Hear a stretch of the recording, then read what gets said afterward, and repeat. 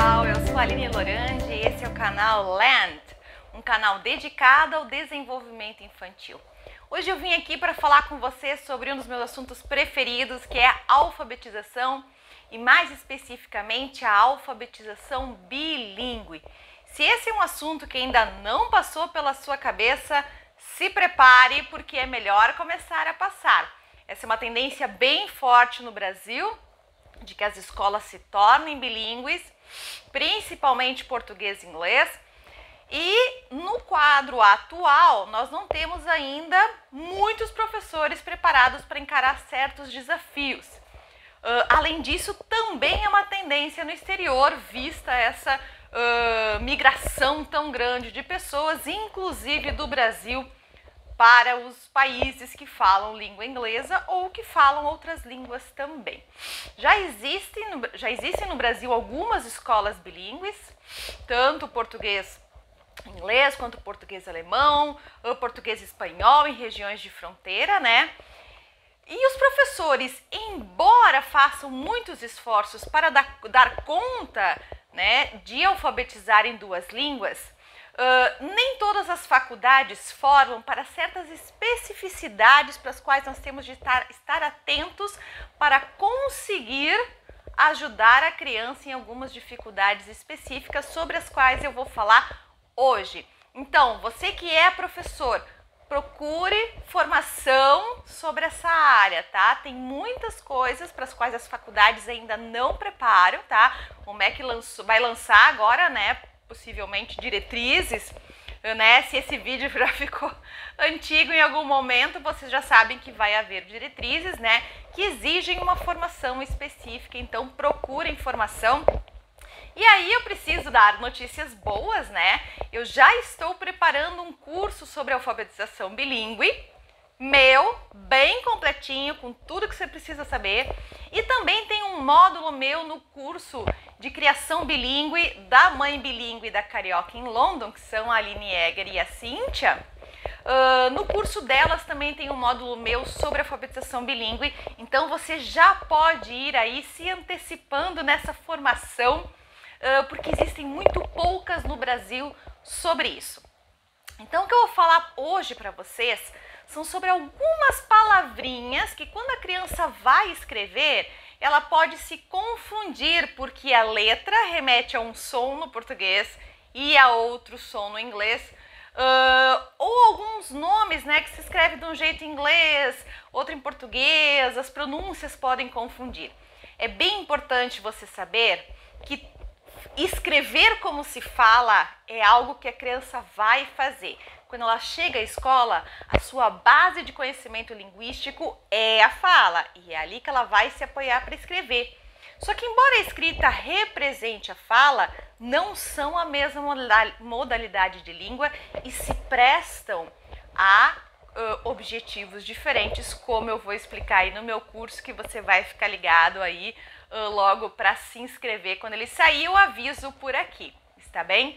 Então são muitos aspectos de semelhanças e diferenças entre as línguas que, se o professor explicitar em sala de aula, ele ajuda um monte a criança a progredir.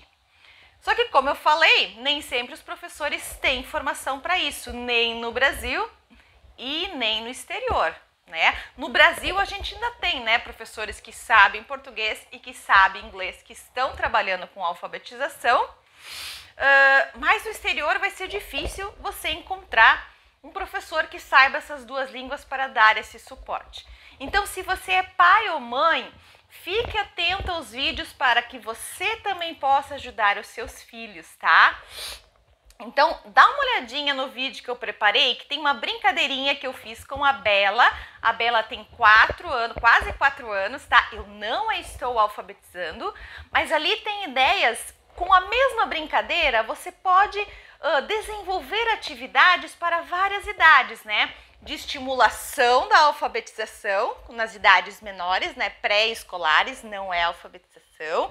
Nesse caso da brincadeira, eu vou explicar direitinho no vídeo, é mais reconhecimento de letras, identificação desses padrões, como já expliquei no vídeo anterior. Ou para as crianças que já estão começando ou que já estão escrevendo, você pode fazer brincadeira também, como eu sugiro ali no vídeo, tá bom? Fica ligado, daqui a pouquinho eu volto para explicar o que aconteceu aí. Então, pessoal, aqui tem os cachorrinhos da Patrulha Canina, tá? A Isabela tem várias coleções, eu escolhi essa porque tá completinha, tá? Vocês vão ver que são de coleções diferentes. Se você não conhece a Patrulha, eu vou apresentá-los pra vocês, olha aqui. Então, na brincadeira que a gente fez, eu contei pra vocês que a gente fez caderninhos, né, pra eles, que eles iam pra aula.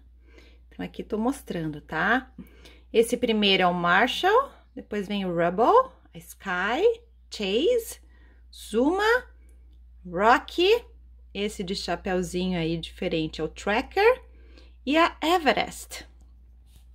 Então, gente, conforme eu falei pra vocês, tem muitas coisas que dá pra brincar com diferentes idades e níveis de conhecimento das crianças, tá?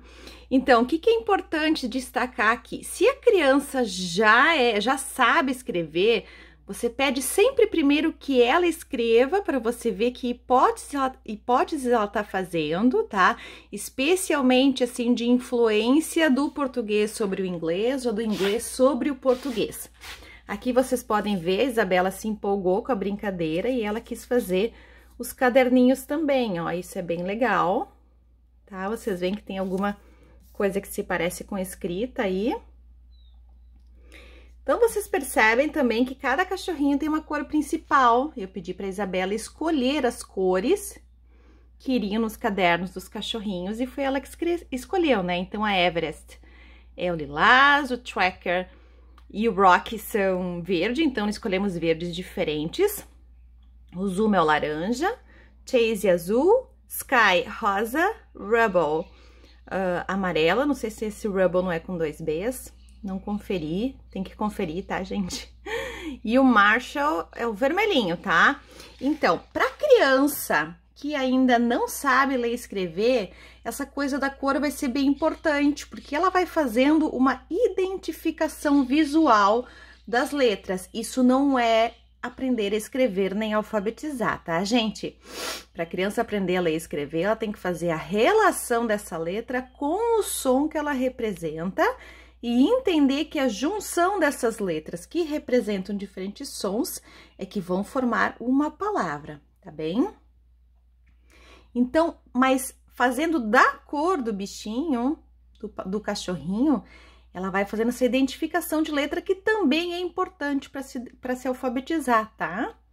Isso é bem legal, você pode fazer cadernos maiores, tá? Eles são, vejam só, todos o mesmo formatinho, mas com os nomes e as letras correspondentes.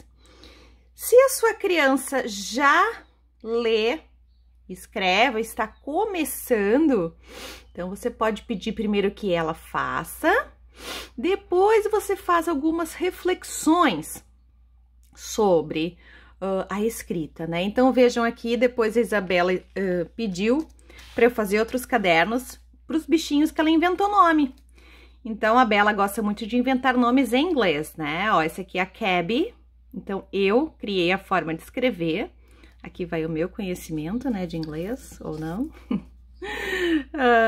Né? Enfim, da forma como a gente imagina que vai escrever. O Lecker, né? E ela pronuncia esse no final, coisa mais amada. E ela gosta de inventar os nomes compridos também. Então, esse aqui ficou Kobe Kogod, ou o que eu entendi que ela quis dizer, né? Bom, quais são as possíveis influências aqui do português na escrita desses nomes que é em inglês? É claro, gente, o desenho tem em português também. Então, você vai escolher se vai escrever em português ou em inglês. Aqui em casa, a gente fala em inglês os nomes, tá? Embora ela fale rock, por exemplo, que seria em português. Então, o que a criança que vai escrever Marshall e que tem mais conhecimento de português pode fazer? Escrever, em vez de escrever o sh com SH, ela pode escrever com X ou com CH e colocar um U no final. Então, você tem que fazer uma reflexão aí sobre as diferenças de português e inglês e mostrar para ela, olha, isso aqui seria um nome bem escrito em português, mas o Marshall tem um nome em inglês.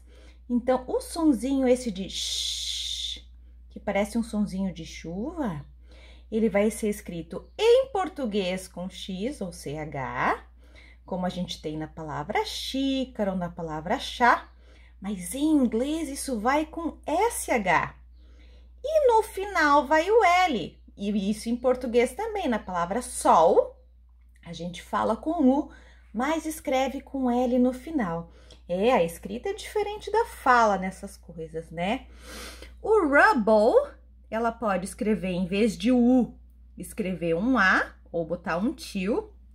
E o bow, ela pode escrever com o U. Então, tem que fazer essa reflexão, mostrar outras palavras que terminam assim, como table, né, rubble, para ela começar a identificar essas semelhanças e diferenças entre as línguas, né? As semelhanças, é claro, ela vai generalizar mais fácil e as diferenças ela vai ter de aprender. O Chase, a gente viu aqui que ela pode escrever Marshall com CH e depois vai ficar difícil entender por que Chase se escreve com CH. Se em português é som de ch, em inglês vai ser som de ch. Aí, sempre fazendo a diferença entre as línguas e buscando outros exemplos para facilitar a generalização, né? Então, a gente pode tanto usar um exemplo em português, que é o do tchau, que existe esse som, quanto outras palavras em inglês que se escrevem com CH e que se pronunciam com ch. Tá? O chase também a gente não pronuncia essa vogal final que está sendo escrita, então pode ser que a criança omita também, tá? No Sky, é possível que para Sky, as crianças que falam português e que estão mais acostumadas com o português, coloquem um I na frente do S e escrevam as letras finais com A e I. Então, tem que mostrar que no inglês, esse Y vai ter som de I às vezes, que esse E não é pronunciado, e que em inglês a gente pode ter palavras que comecem com S e depois uma outra consoante, embora no português a gente diga, coloca um izinho na frente, no inglês não coloca. Tá? O Zuma vai ser relativamente bem fácil, você pode começar escrevendo por esse, porque é uma estrutura bem parecida com o do português. O Rocky, pode falar que Rocky e Rocky em português começam com a mesma letra, só que no inglês gosta de dar uma reforçadinha aí no C e K, para fazer o som de K, nem sempre vai ser assim. E que no português, como é que a gente poderia escrever? A gente poderia escrever com QU, que tem esse mesmo som, né?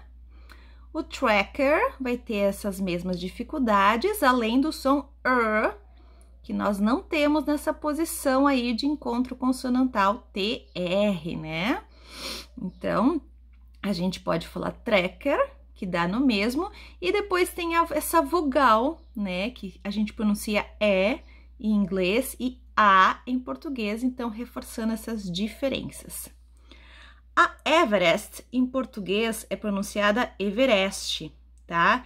Então, nas primeiras letras é possível que não haja problemas, mas no final é possível que a criança tenha a vontade de colocar um I também, Everest, tá? Então, tem que mostrar que em inglês não tem essa vogal final escrita, tá? E nem falada.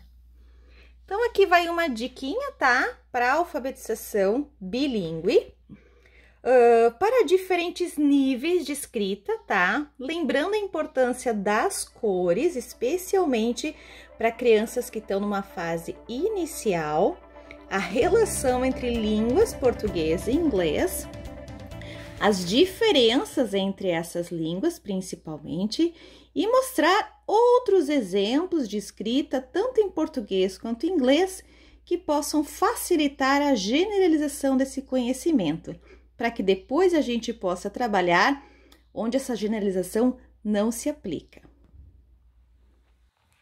E aí, viu só a brincadeira com a patrulha canina?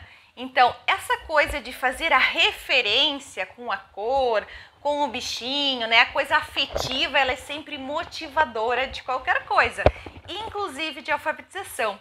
Então, para incentivar que o seu filho se alfabetize em 2 línguas, é bem importante criar esse gosto pelas 2 línguas, pela necessidade de escrever em 2 línguas, né?